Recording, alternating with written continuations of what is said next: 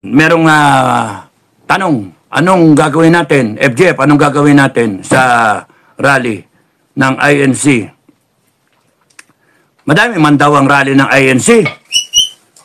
Ano bang ang iniisip ng INC? Sorry ano iniisip nyo? Sabi nila, peace and unity rally. Bawal magsabi ng BBM resign. Hindi ako pupunta. Hindi na ako pupunta.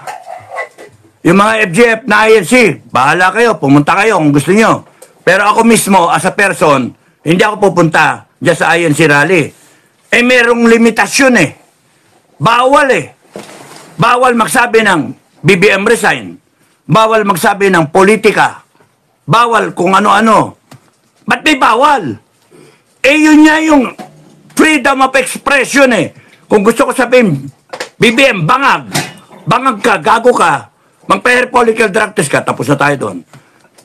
Ang sa akin, gusto ko sigaw BBM, terminated ka na. Yun yung sisigaw ko. Sige, mag-rally kayo. At kung yung rally ninyo, dumami ang tao, abay, good, happy, palakpak ako. Pero bawal nga sa inyo yung politika, anong gagawin nyo? Hindi nyo pagre-resign si BBM? Ano yan? Rally ng Peace and unity. Okay ako kung peaceful transition. Okay ako. Sige, you go on ahead with the rally. Peace and unity rally. Anyway, there are so many question marks. Baka mamaya, sa dami ng inimbita ninyo, sumali dyan and then bigla kayo, BBM. Ay, ayoko ng ganun. Lenchak. Mag-rally kayo. Peace and unity, gusto nyo Panaginip yun. Ang power ng taong bayan ay sesantihin ang presidente at pumasok yung next in line, yung spare tire. Sang-ayon sa konstitusyon natin. Yun yung power natin. Ang power natin ay kung ano ang gusto nating mangyari. Hindi, peace and unity, ano yun? Mga vlogger, mga troll, lahat kayo. Kung kinakailangan kayo silaban, sisilaban namin kayo. Kung kinakailangan madama yung pamilya nyo, idadamay namin yung pamilya nyo. Magpakita kayo ngayon. Lumabas kayo. Lahat kayo para ma-screenshot namin kayo. Para matanda namin mga pangalan nyo. Presidente ng Pilipinas, gago kayo Tarantado kayo, napakawalang niya mo Gigil ako Tangin ng hayop ka. Ngayon kalilitaw, tatapang-tapangan ka, gago. Tangin mo. Oh no! Ipapakita mo pa, presidential ka. Mali ka ng sinabi. Mali. Ang dapat sinabi mo, kung may threat sa'yo, Inday, huwag ka mag-alala. Babantayan ka namin. I am ordering the armed forces. As your commander-in-chief ng PNP, I'm ordering you to make sure that nothing happens to the vice president. Tapos, ikaw babanata mo, kakasuhan mo, gago. Tanga. Presidenteng A1, tanga ka talaga. Tungang. Tangina ninyo. Tapos pipili nyo, Inday is a threat to national security. No.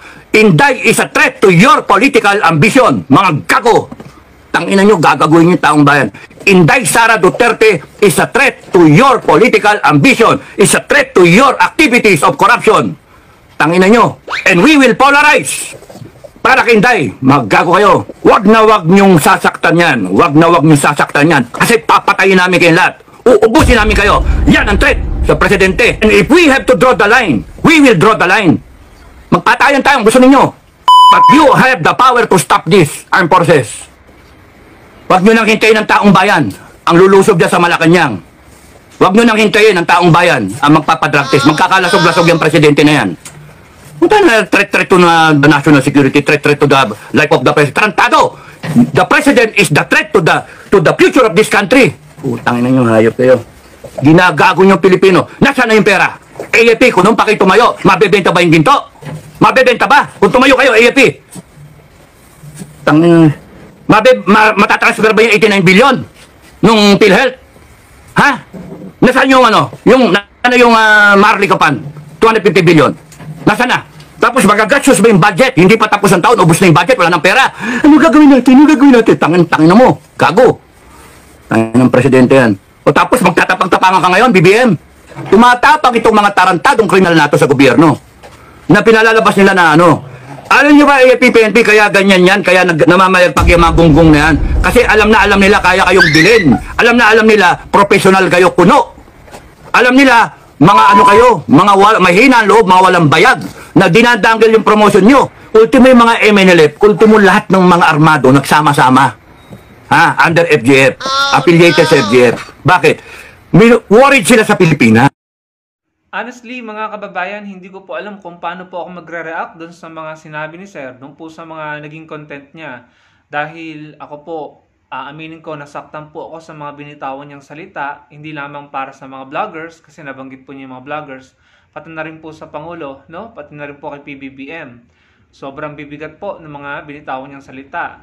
Hindi ko po alam kung paano ko po sasagutin yung mga sinabi niya. Dahil bukod po sa masakit sa damdamin yung mga binitawan niyang salita, nakakatakot din po. Dahil mayroon pong may hate, mayroon pong pagbabanta, at napakarami pong profanity, mga kababayan.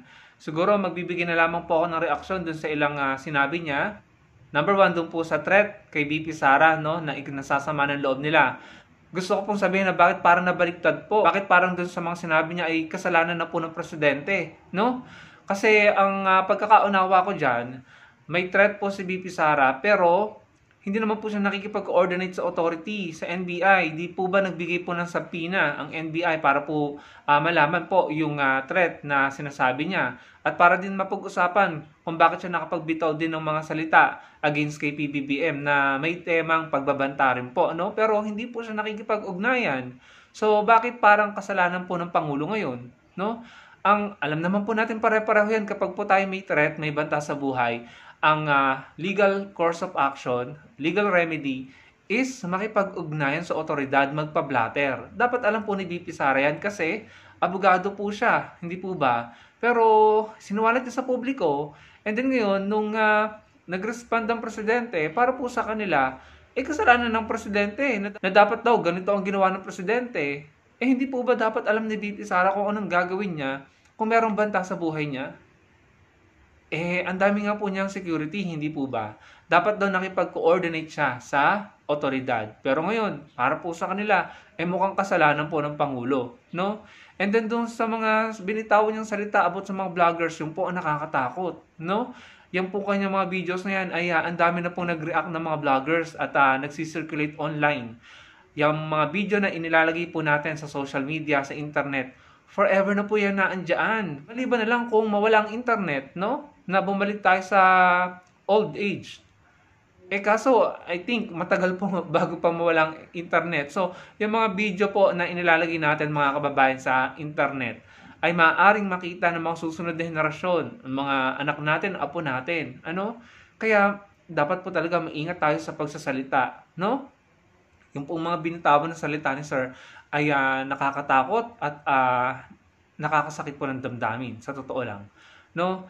And I think, merong mga legal consequence yan, if I'm not mistaken. Kasi, ako nga po, honestly, hindi ko alam kung paano ako magre-react dahil habang pinapakinggan ko to, nung una ko napakinggan, ang sakit po ng naramdaman ko. And at the same time, may takot dahil may sinabi siya about sa mga vloggers na dumating sa point na may mga word akong naalala na sinabi niya, patayan, papatayin, ganun. No, so, non-verbatim, pero yun po yung naalala ko. Sabi ko, bakit dumating na tayo sa gantong punto? Ako naman, sumusuporta po ako kay Attorney Leni Robredo. Sinusuportahan ko po si PBBM dahil siya yung nanalo at siya yung presidente natin. Pero kahit sinusuportahan ko si Attorney Leni Robredo at si PBBM, hindi naman ako dadating sa punto na makikipagtegihan ako or makikipagpatayan ako para sa kanila. Or tatigihin ko ang kapwa ko Pilipino dahil lamang masama ang loob ko para kay Attorney Leni or para kay PBBM. Hindi ko po gagawin yun. No? Hindi na, kasi pag ganun, hindi na bansa ang pinaglalaban mo. Politiko na ang pinaglalaban mo, and I think, hindi na tama yun, mga kababayan. Considering na sa pagkakaalam ko, si Sir ay dating part po ng EFP, naging sundalo yata siya. So, to think na siya ay dating sundalo, may kakayahan siyang gawin yung sinasabi niya, in my opinion. Honestly, nakakatakot po, no? Yung mga narinig natin kay Sir. Okay lang yung mga profanity, yung mga mura at masasakit na salita at below the belt. Okay lang yun Kasi natural tayo, tao tayo, nagagalit. Pero yung pagbabanta, no?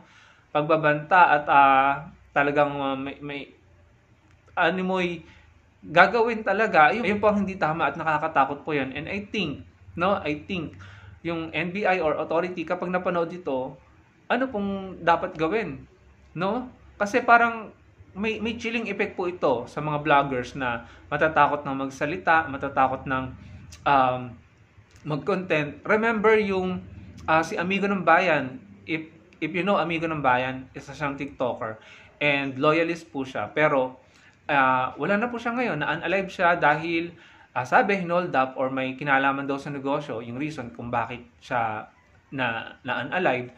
Pero may chilling effect yun. At saka, hindi mo maalis isipin na kung nakakapagsalita sila ng ganyan, tapos merong itinumba, merong in-unalive, what's next? Hindi po ba mga kababayan?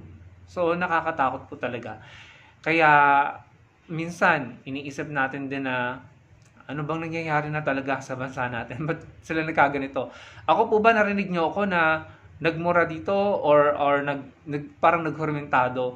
Ang pinagtataka ko, bakit sila ganyan? Si Maharlika, si Alona, si Sir, bakit ganun sila magsalita, no? Sana naman, well, iba-iba tayo. Yes, iba-iba tayong mga tao. Pero, kailangan pa rin po natin maging maingat sa mga sinasabi natin sa social media dahil, again, baka po pagsisihan natin to, may mga legal consequences po yan. And kapag nailagay na natin yan sa social media, sa internet, forever na yan na nasa server. Forever na yan na naandyan. Maaring makita yan ng mga apo natin, apo sa tuhod, no? At mapanood nila. Gusto ko pong sabihin sa inyo, maging maingat tayo. Huwag po tayo basta-basta magbibitaw ng salita sa social media kung alam natin na hindi tama.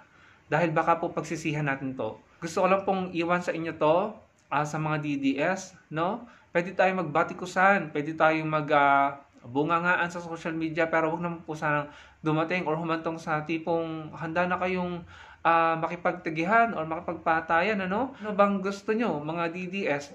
Kaming mga kakamping, kaming mga loyalist supporters, mga loyalist, mga pro-government ay hindi na magsalita at kayo na lamang magsalita? Na ano bang tingin nyo sa sarili nyo? Kayo ang tama?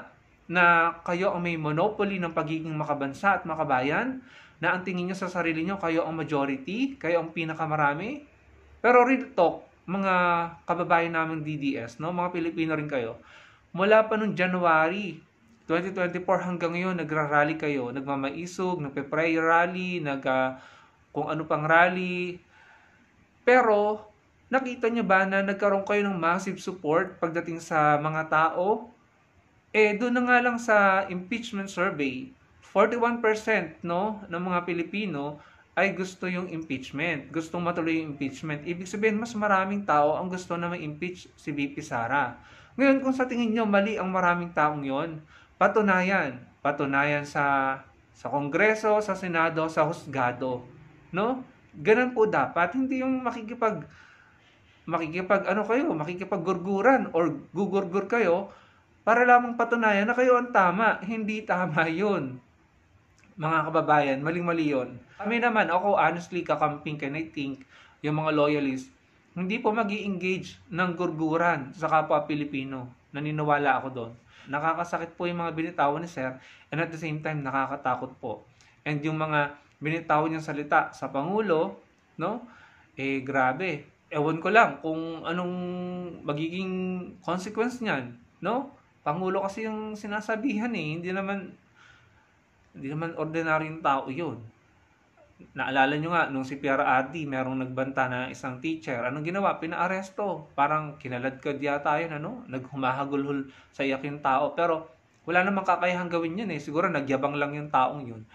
But then again, Pangulo po sila, no? PRRD, si PBBM, Pangulo sila.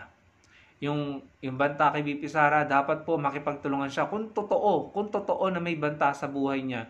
Dapat ipakita niya yung mga proof at nang maimbestigahan at nang mahuli kung sino man yung may banta or nagbanta sa kanya. Hindi po ba mga kababayan? Kaso, ano pong iisipin natin? Hindi siya nakikipag-coordinate sa NBI. So parang safe ba na isipan na gawa-gawa lamang yun? Na hindi totoo yun? Kaya parang hindi fair na sisihin ng Pangulo kung ganong wala namang pong pinapakitang proof ng mga banta si VP Sara. O kaya kung hindi siya tiwala sa NBI or sa PNP, ipakita niyo sa media ng maisa publiko at ng yung tao mismo ang magprotekta sa kanya kung totoo na may banta sa kanya. Hindi po ba? Hirap dito, no? Hindi naman tayo sigurado pare-pareho sa mga sinasabi nila. May mga kababayan tayo na nagpapadala sa emosyon nila, na nakakapagsalita ng mga mabibigat na salita at violenteng salita, no? May pagbabanta. Yun po ang mahirap, mga kababayan. At nakakatakot at nakakasakit po, no, ng damdamin. Sana maging maayos po ang lahat, no? Ipanalangin natin po ang isa't isa. Ipagdasal po natin ang ating mga kababayang Pilipino, mapakakamping, loyalist, and DDS man yan. Ipagdasal po natin ang ating kapwa Pilipino at ating bansa. Ipagdasal po natin sila at sana wag silang pangibabawan ng galit sa puso nila, ng hate, no? Wag sila sanang ma-overpower ng hinanakit nila or yung sama ng loob, no? Siguro kung communication and yung consultation, pakikipag-usap, maliliwanagan tayo pare-pareho, maiintindihan natin ng isa't isa. Pero kung hahantong sa gurguran, hindi po natin maiintindihan ng isa't isa, no? May matetegi ng hindi naunawaan kung ano ba yung pinaglalaban natin para sa bansa. I'm sure naman na mahal nila ang bansa, mahal nila ang Pilipinas. And tayo din, mahal natin ang Pilipinas, mahal natin ang kapwa Pilipino, gusto nating umunlad ng bansa. Pero nagkakatalo-talo lang sa mga paraan at prinsipyo at paniniwala, no? So kailangan lang nating makinig sa isa't isa at pag-usapan, mag-usap. Pero yung sakitan, pagiging violente at gurguran, hindi po tama yun. Wala po tayong kakahantungan, no? Yun lamang mga kababayan, maraming pong salamat sa panonood. Sana po i-like niyo ang video at makapag-comment po kayo at magkita-kita po tayo sa susunod kong video. Salamat po.